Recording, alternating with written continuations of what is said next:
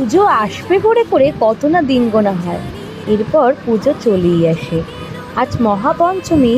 মহাপঞ্চমীর দিন আমরা বেরিয়ে পড়েছি রামপুরহাটে। সেখানেই আমরা ভেবেছিলাম যে আগে ঠাকুরগুলো দেখে নেব, কারণ সপ্তমী অষ্টমী পড়লেই তো ভিড় হবে, তখন লাইন দিতে হবে।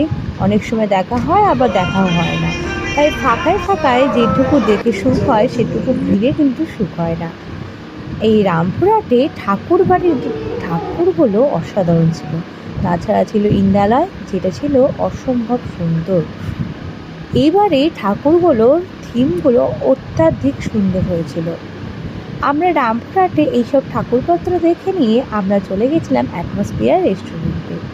সেখানে সবাই মিলে একটু খাওয়া দাওয়া করেছিলাম, আর সেখানে খাওয়া দাওয়া ফটো সেশন চলেছিল। তারপর আমরা বাড়ি চলে আসি, সেখানে এসে আবার কুলফি খাই।